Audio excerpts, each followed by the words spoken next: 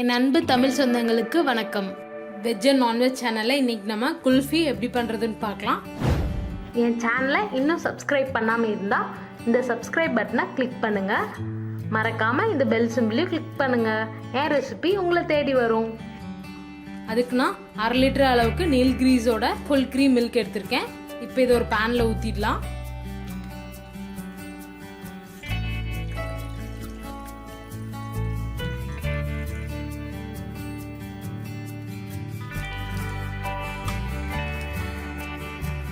பால் பொங்கி வர வரைக்கும் மீடியம் ஃப்ளேமில் வச்சு காய்ச்சிக்கோங்க.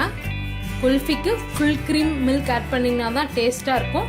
ஃபுல் க்ரீம் மில்க் இல்லைன்னா பரவாயில்ல, நீங்கள் நார்மல் மில்க்கோடு ஆட் பண்ணிக்கலாம். பால் பொங்கி வர ஆரம்பிச்சிருச்சு.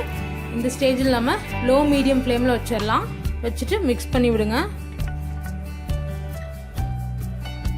பால் கால்வாசி சுண்டட்டும்.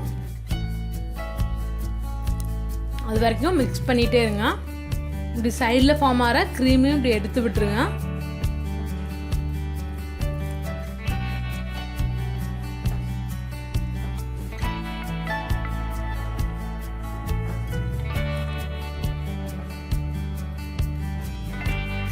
பால் பாருங்க பாதி அளவுக்கு ரெடியூஸ் ஆகி வந்துருச்சு. இந்த ஸ்டேஜில் நம்ம சாப் பண்ணி வச்சிருக்க பிஸ்தா சேர்த்துடலாம். நான் 1 டீஸ்பூன் ஆட் பண்ணுறேன். நீங்கள் ஆல்மண்ட்ஸ் வேணாலும் சாப் பண்ணி ஆட் பண்ணிக்கலாம். இது நல்லா மிக்ஸ் பண்ணிவிடுங்க. உங்களுக்கு ஏலக்காவோட ஃப்ளேவர் பிடிக்கும்னா நீங்கள் இந்த ஸ்டேஜில் ஏலக்காவும் ஒரு சிட்டிக்கு ஆட் பண்ணிக்கலாம். நீங்கள் ஃபுல் க்ரீம் மில்க் ஆட் பண்ணாமல் நார்மல் மில்க் ஆட் பண்ணிங்கன்னா கொஞ்சமாக கார்ன்ஃப்ளவரை தண்ணியில் கரைச்சி ஆட் பண்ணிக்கோங்க. அப்போ நமக்கு பால் ஈஸியாக திக்காயிடும். ஃபுல் க்ரீம் மில்க்னால இது பாருங்கள் எவ்வளோ திக்காயிடுச்சு. இப்போவே இந்த ஸ்டேஜில் நான் 2 டீஸ்பூன் கண்டென்ஸ்ட் மில்க் ஆட் பண்ணுறேன்.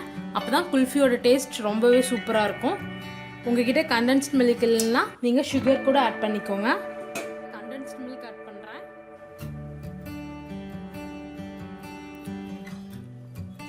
கண்டென்ஸ்ட் மில்க் ரொம்ப ஈஸியாக எப்படி பண்ணுறதுன்ட்டு நான் ஒரு வீடியோ போட்டிருக்கேன். அதோட லிங்க் டிஸ்கிரிப்ஷனில் கொடுக்குறேன், அதை பார்த்துக்கோங்க. நீங்கள் கண்டென்ஸ்ட் மில்க் ஆட் பண்ணிட்டு ஸ்வீட்னஸ் செக் பண்ணி பாருங்கள். ஸ்வீட்னஸ் கம்மியாக இருந்துச்சுன்னா இன்னும் கொஞ்சம் கூட நீங்கள் கண்டென்ஸ்ட் மில்க் ஆட் பண்ணிக்கலாம். கண்டென்ஸ்ட் மில்க் ஆட் பண்ணால் டேஸ்ட் ரொம்பவே சூப்பராக இருக்கும். பாருங்கள் பால் பாதிக்கும் கம்மியாயிடுச்சு. இந்த ஸ்டேஜில் நம்ம அடுப்பை ஆஃப் பண்ணிடலாம். உங்களுக்கு விருப்பமாக இருந்தால் நீங்கள் குங்குமப்பூ கூட ஆட் பண்ணிக்கலாம். குல்ஃபி லைட் எல்லோ கலரில் வரும். நான் நேச்சுரலாக இந்த கலர்லேயே இருக்கட்டும்னு விட்டுட்டேன். ஆறுற வரைக்கும் ஒரு லிட் போட்டு மூடி வச்சுடுங்க. இப்போ நல்லா அது ஆறி இருக்குது. இப்போ இதை நம்ம குல்ஃபி மோல்டில் ஊற்றிடலாம். குல்ஃபி மோல்டு இல்லைன்னா இந்த மாதிரி நீங்கள் ஐஸ் மோல்டில் கூட ஊற்றிக்கலாம்.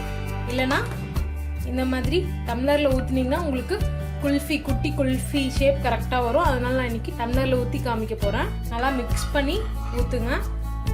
இல்லைனா பிஸ்தா எல்லாம் அடியில் நின்றுக்கும்.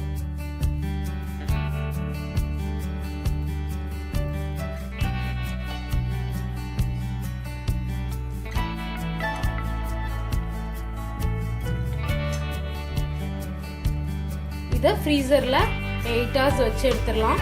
4 hours அப்புறம் எடுத்து குச்சியை உள்ளே இன்சர்ட் பண்ணிவிடுங்க. ஃப்ரீசரில் வச்சு 8 hours ஆகிடுச்சு. இப்போ நம்ம டம்ளர்லேருந்து குல்ஃபியை வெளியே எடுத்துடலாம். அதுக்கு இதில் லூக்வார்ம் வாட்டர் எடுத்திருக்கேன்.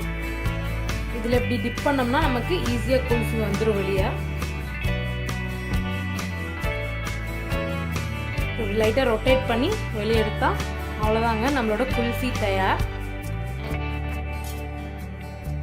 அதே மாதிரி இந்த குல்ஃபியை வெளியே எடுத்துடலாம்.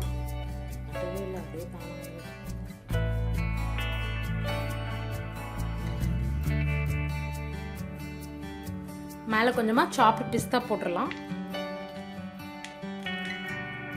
குல்ஃபி தயார். இந்த ரெசிபியை உங்கள் வீட்டில் கண்டிப்பாக ட்ரை பண்ணி பார்த்துட்டு எப்படி இருந்ததுன்னு எனக்கு கமெண்ட்டில் போடுங்க. மறக்காமல் வெஜ் அண்ட் நான்வெஜ் சேனலை சப்ஸ்கிரைப் பண்ணுங்கள்.